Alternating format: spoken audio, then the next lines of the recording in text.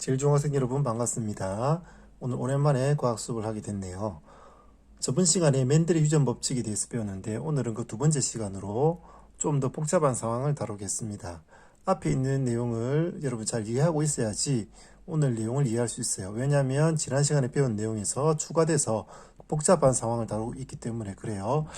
앞에 내용이 잘 이해가 안 됐던 친구들은 앞 시간 선생님 수업 영상을 다시 한번 잘 보고 잘 이해하고 오늘 수업을 들어주시기 바랍니다. 저번에 배웠던 내용을 간단히 정리해 보면 처음에 노란색과 초록색 색깔을 똑같은데 초록색을 빗금 쳐서 표시하겠습니다. 얘 초록색에는 노란색이라고 하죠. 네, 이렇게 했을 때 순종이기 때문에 노란색은 대문자 Y로 표시했고 초록색은 소문자 Y로 이렇게 표시할 수 있어요.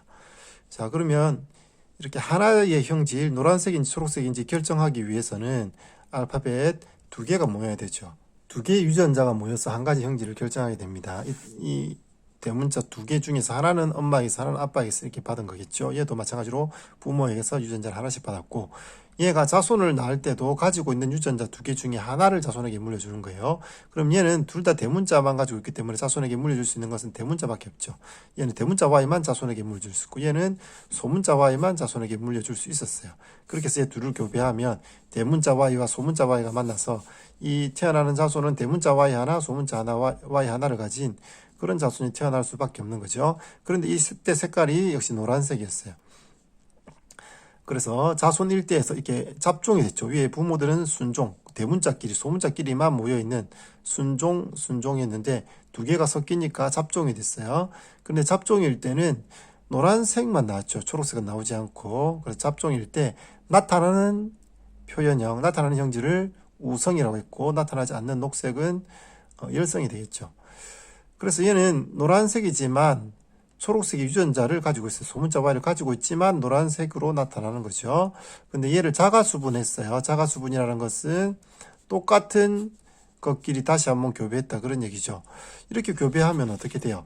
얘도 자손에게 생식세포를 만들어서 물려줘야 되는데 대문자도 있고 소문자도 있죠. 자손에게 Y 대문자를 물려줄 수도 있고 혹은 소문자 Y를 물려줄 수도 있어요. 얘도 마찬가지로 대문자 Y도 줄 수 있고 소문자 Y를 줄 수도 있죠.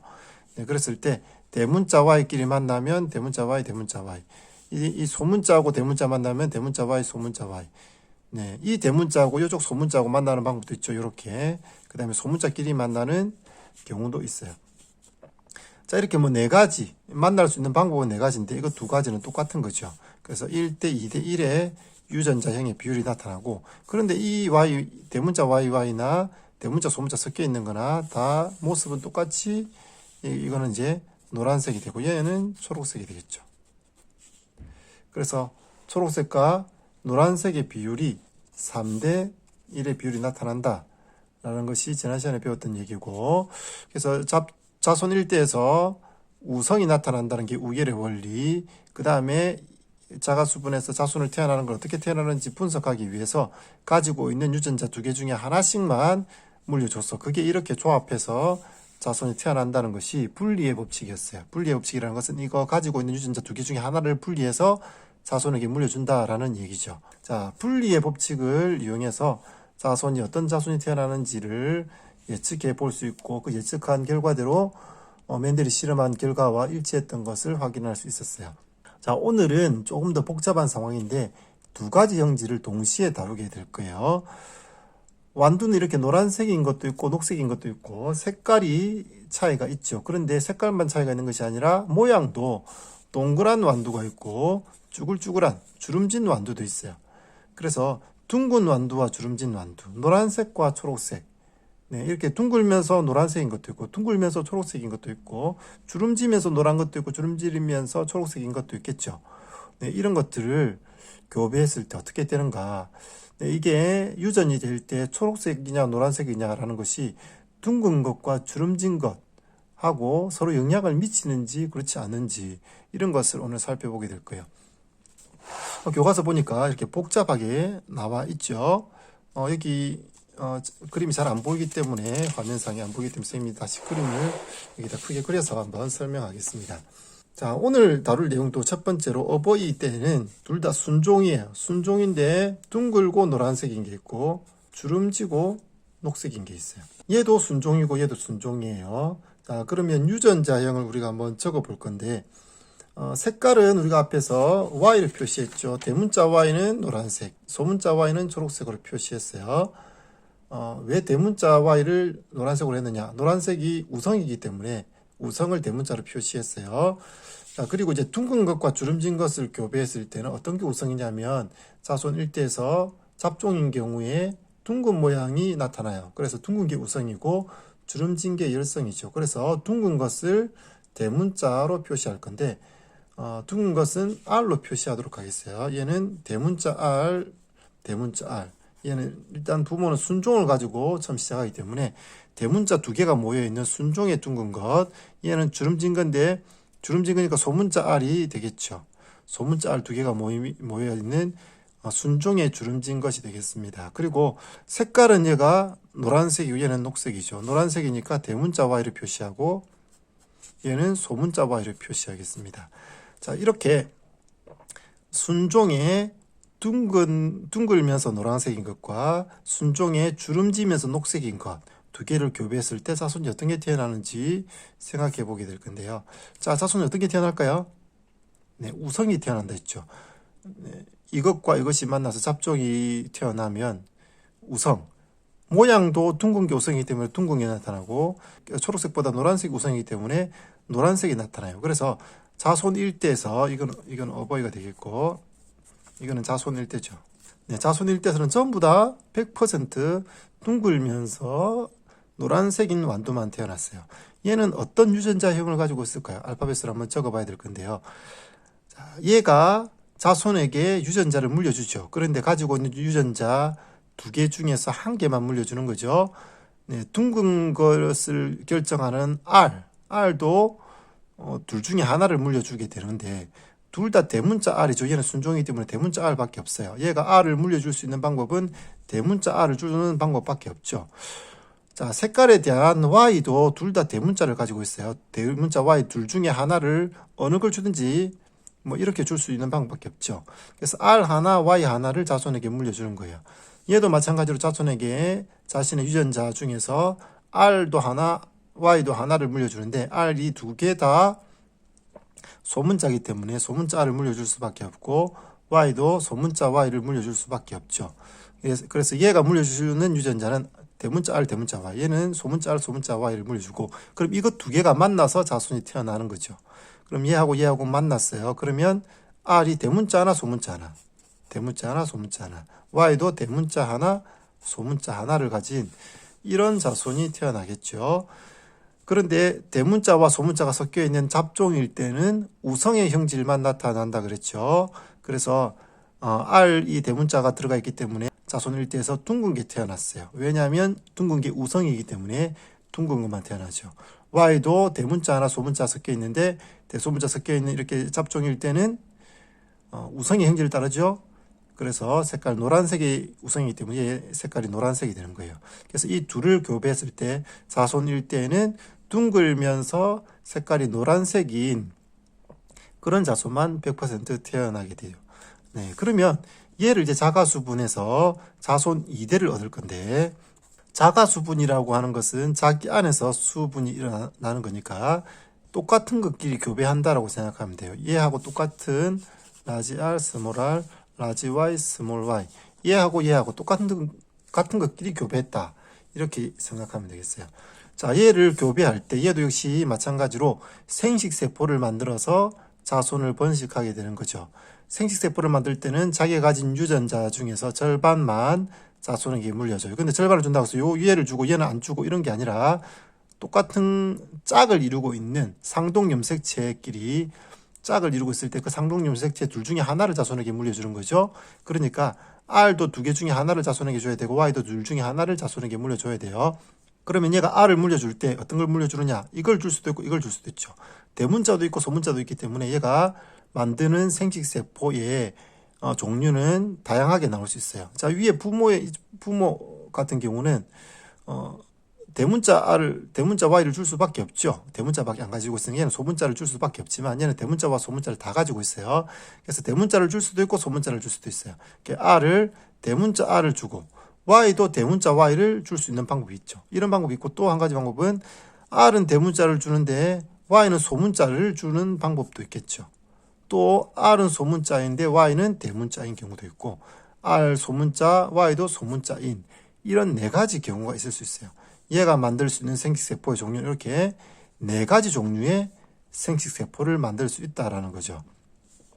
그러면 얘하고 똑같은 유전자를 가지고 있는 얘도 생식세포를 만들면 이거 똑같이 이 네 가지가 되겠죠. 얘도 네 가지, 얘도 네 가지. 이 네 가지와 네 가지가 각각 이렇게 만날 수 있는 경우의 수는 총 16가지가 될 거예요. 자, 그래서 그걸 한번 나열해 보기 위해서 이거는 얘 거는 가로로 적었는데 얘의 생식세포는 세로로 한번 적어 보겠습니다. 얘도 마찬가지로 대문자, 대문자, 대문자, 소문자, 소문자, 대문자, 소문자, 소문자 이렇게 네 가지 경우가 있겠죠. 그러면 얘하고 이렇게 만나게 되는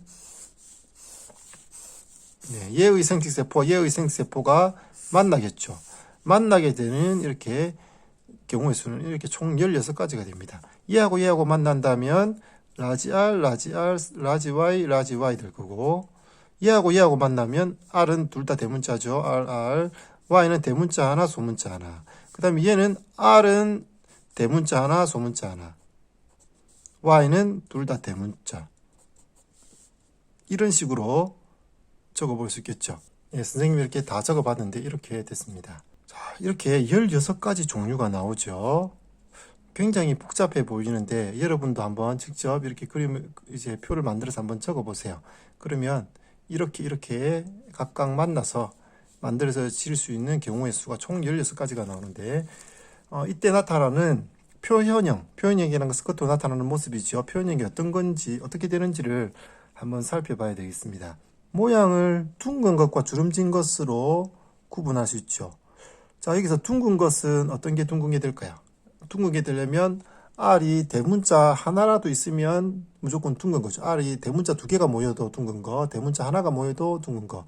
소문자끼리 모여야지 주름진 게 될 수 있죠. 그럼 여기서 주름진 것을 살펴보면 여기는 다 대문자 R이 여기 있죠. 대문자 R이 하나 있으니까 이쪽 줄은 전부 다 둥근 게 될 거예요. 여기도 대문자 R이 있으니까 이쪽 줄은 전부 다 둥근 거죠. 세로줄을 생각해도 여기도 대문자 R이 있으니까 이쪽은 전부 다 둥근 거, 여기도 대문자 R이 있으니까 여기도 다 둥근 거. 자, 요 줄이 전부 다 둥근 거고, 주름진 것은 이렇게 4개. 이렇게 4개가 쭈구리가 되겠죠. 나머지 이쪽은 다 둥근 거예요.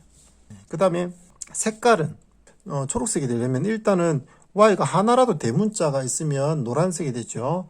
대문자 2개도 노란색이고 대문자 하나도 노란색이고 소문자 Y 2개가 모여야지 초록색이 됩니다. 그러면 여기 Y가 대문자 있고 여기 소문자 있죠. 여기 소문자가 여기 있고 그 다음에 여기는 대문자, 소문자. 그럼 소문자와 소문자가 여기 만나죠. 여기 초록색. 그 다음에 또 여기도 소문자 Y와 여기 소문자 Y가 만나죠. 여기 초록색. 그 다음에 여기도 소문자 Y, 소문자 Y 만나죠. 여기 초록색. 여기도 소문자 Y, 여기도 소문자 Y, 여기도 초록색. 초록색인 게 이렇게 4가지예요. 요 4개가 초록색이고 나머지는 전부 다 Y가 대문자가 하나씩은 들어가 있죠. 그래서 나머지는 다 노란색이 돼요. 네, 그러면 자, 모양이 둥근 것과 주름진 것의 비율이 어떻게 돼요? 둥근 것이 하나, 둘, 셋, 넷, 다섯, 여섯, 일곱, 여덟, 아홉, 열, 열하나, 12개가 되고 주름진 것은 하나, 둘, 셋, 넷, 4개밖에 없죠. 12대 4예요. 12대 4는 약분하면 몇 대 몇? 3대 1이 되죠. 자, 노란색과 초록색의 비율은 어떻게 될까요? 노란색 하나, 둘, 셋, 넷, 다섯, 여섯, 일곱, 여덟, 아홉, 열, 열하나, 12, 이것도 12개죠. 그 다음에 초록색은 하나, 둘, 셋, 넷. 초록색이 4개. 12대 4는 역시 약분하면 3대 1이 되죠. 그래서 이게 노란색이냐 녹색이냐의 비율도 3대 1. 둥근 거냐 주름진 거냐의 비율도 3대 1이죠. 노란색과 초록색, 둥근 건 주름진 것 동시에 유전이 일어나지만 이것들이 서로에게 영향을 미치지 않고 각각 독립적으로 3대 1씩 이렇게 이런 비율로 나타나게 된다는 거죠. 자, 그러면 이때 전체의 표현형을 한번 볼까요? 전체. 자, 이거는 어떤 거예요? 이런 것들은 전부 다 둥글면서 노란색인 거죠. 이거 다 둥글면서 노란색, 얘도 둥글면서 노란색, 네, 둥글면서 노란색. 두 가지 다 우성인 것은 하나, 둘, 셋, 넷, 다섯, 여섯, 일곱, 여덟, 아홉. 이렇게 9개는 전부 다 이제 모양도 둥글고 색깔도 노란색인 거, 이렇게 9개가 되겠습니다. 그래서 둥글면서 노란색인 거, 그 다음에 둥글면서 초록색인 거, 주름지면서 노란색인 거, 주름지면서 초록색인 거, 이렇게 총 4가지 경우를 생각해 볼 수 있는데, 둥글면서 노란색인 게 총 9개죠. 둥글면서 노란색인 거 하나, 다섯, 여섯, 일곱, 여덟, 9개. 그 다음에 둥글면서 초록색인 거. 자, 이거는 이쪽은 다 둥글죠. 이쪽은 4개만 주름진 거니까 이거 3개는 둥글지만 색깔은 녹색이죠. 네, 둥글지만 녹색인 거 3개. 그 다음에 주름지면서 녹색인 거. 여기 주름지면서 녹색인 게 이렇게 3개죠. 네, 3개. 주름지면서 녹색인 거 2가지 다 열쇠인 것은 이 하나밖에 나오지 않았어요. 그래서 그 비율을 보니까 9대 3대 3대 1의 비율이 나왔다. 이런 것을 알 수 있어요.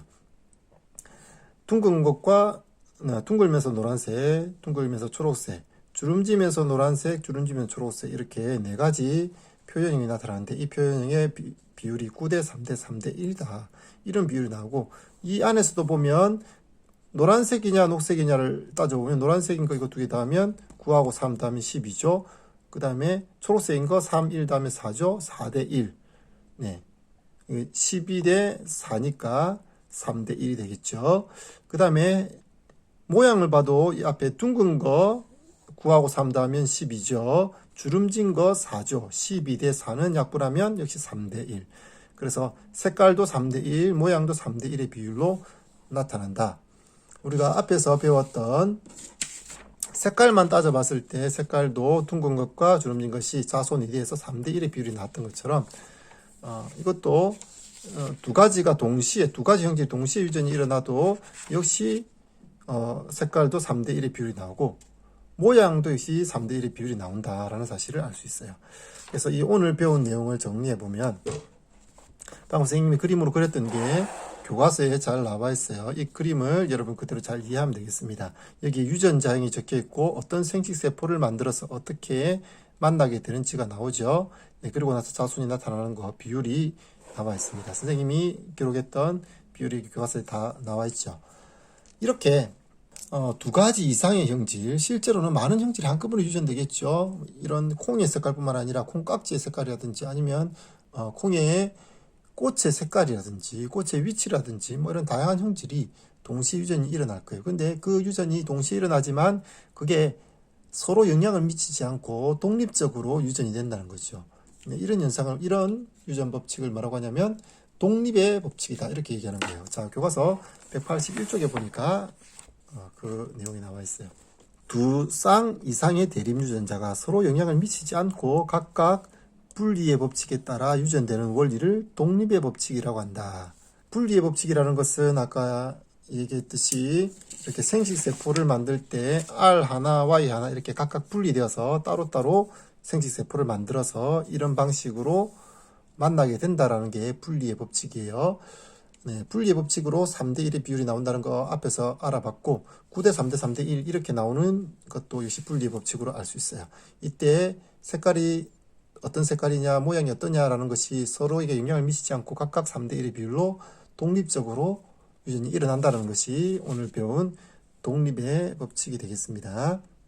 지금 배운 멘델의 유전 법칙은 유전에 있어서 굉장히 중요한 의미를 가지고 있습니다. 사람의 유전에 있어서도 역시 같은 방식으로 유전이 일어나고 있어요. 스스로 확인 문제를 볼 건데요. 2번 문제를 보겠습니다.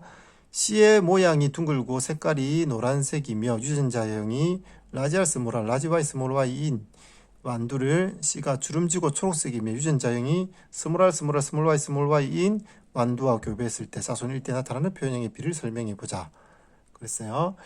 자, 이 문제는 우리가 선생님이 아까 앞에서 얘기했던 이거하고 똑같은 방식으로 풀어보면 되겠죠. 둥글고 노란색인 것과 주름지고 녹색인 것을 교배했다 그랬죠.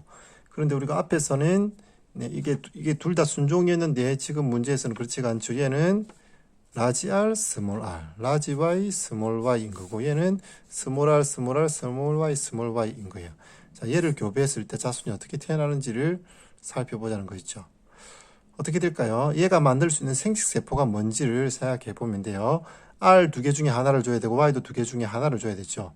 그러면 얘가 만들 수 있는 생식세포는 대문자 R과 대문자 Y가 만나는 방법이 있고 대문자 R과 소문자 Y가 만나는 경우가 있고 소문자 R과 대문자 Y가 만나는 경우 그 다음에 소문자 R, 대문자 Y가 만나는 경우 얘가 만들 수 있는 생식세포는 이렇게 총 4가지 종류의 생식세포를 만들 수 있는 거죠. 근데 얘가 만들 수 있는 생식세포는 어때요? R이 둘 다 소문자이기 때문에 소문자 R을 줄 수 있는 방법밖에 없고 Y도 소문자밖에 없기 때문에 이렇게밖에 얘가 만들 수 있는 생식세포의 종류는 요 한 가지밖에 없죠. 다른 것은 만들 수가 없어요. 그래서 그럼 얘가 만드는 생식세포 이 4가지와 얘가 만든 이 한 가지 얘가 만나는 경우의 수가 생기겠죠. 그럼 얘하고 만나는 방법이 있고 얘하고 만나는 방법 얘가 만나는 방법 얘와 얘가 만나는 이렇게 총 4가지 경우 자손이 생성되는 4가지 방법이 있을 거예요. 그럼 얘하고 만나면 어떻게 되겠어요? 첫 번째 얘를 만났다. 그러면 R 대문자 하나 소문자 하나가 만나죠. 네, 그러면 대문자 R 소문자 R 그 다음에 Y는 대문자 Y 소문자 Y 이런 경우가 있겠고 그 다음에 두 번째 얘하고 만나는 경우 네, 역시 대문자 R 소문자 R Y는 소문자 Y 소문자 Y 이렇게 되겠죠. 자, 그 다음에 세 번째 얘와 만나는 경우는 소문자 R 소문자 R Y는 대문자 Y 소문자 Y 그 다음에 마지막으로 얘하고 만나는 경우는 네, 스몰 r, 스몰 r, 스몰 y, 스몰 y 이렇게 되겠죠. 이렇게 4가지 유전자형이 나타나게 될 거예요. 이게 4가지가 각각 1대 1대 1대 1의 비율로 나타나게 될 건데 이때 표현형, 이거는 유전자형을 알파벳으로 적은 거고 표현형 어떻게 될지 한번 볼까요? 얘는 둘 다 대문자가 하나씩 들어있죠. 대문자가 하나씩 있으니까 뭐예요? 둘 다 우성의 형질이 나타나겠죠. 모양은 둥글고 색깔은 대문자 Y가 있으니까 노란색이고 둥글고 노란색. 얘는 대문자 R이 있으니까 모양은 둥글어요. 근데 Y는 둘 다 소문자죠. 색깔은 초록색이 되는 거예요. 자, 얘는 소문자 R이 2개 모였으니까 모양은 주름진 모양이 되겠죠. 쭈글쭈글한 모양이고 Y는 대문자가 있으니까 역시 노란색이 되겠고 얘는 둘 다 소문자만 있으니까 둘 다 열성인 또 이렇게 나타나겠죠. 네, 그러면 네, 이렇게 잡종의 둥글고 잡종의 노란색인 완두와 네, 순종의 열성의 행질을 가지고 있는 주름지고 녹색의 완두 2개를 교배하면 그 밑에 자손 1대에서 태어나는 자손들의 모습은 둥글고 노란색, 둥글고 녹색, 주름지고 노란색, 주름지고 녹색이 각각 1대 1대 1대 1의 비율로 자손이 태어나게 된다라는 거예요. 어떤 의미인지 알겠어요? 문제에서 자손의 표현형의 비를 설명해 보자 이렇게 나와 있죠. 표현형이라는 것은 이거 모양의 비를 설명해야 되는 거예요. 그래서 문제에서 시험 문제 이렇게 나오면 이걸 노란색의 둥글고 노란색의 둥근 거 선생님이 약자로 이렇게 적었지만 실제 시험 문제 정답하면 둥글고 노란색 이렇게 적어야 되겠죠. 얘는 뭐 둥글고 녹색, 얘는 주름지고 노란색, 얘는 주름지고 녹색인 게 1대 1대 1대 1의 비율로 나타난다. 이렇게 적어야 되겠습니다. 표현형을 적으라고 하면 이걸 적어야 되겠고 유전자형을 적으라고 하면 이게 알파벳으로 되어 있는 네, 이걸 적어야 되겠죠. 이 4가지가 유전자형이 되겠죠. 네, 그 용어를 잘 알고 있어야 되겠고 이 원리 어떻게 해서 어떻게 태어나는지 분리의 법칙을 잘 이해하기 바랍니다. 혹시 이해가 잘 안 되는 친구들은 영상을 앞으로 돌려서 새로 한번 잘 보고 잘 이해해 주기 바랍니다. 오늘은 여기까지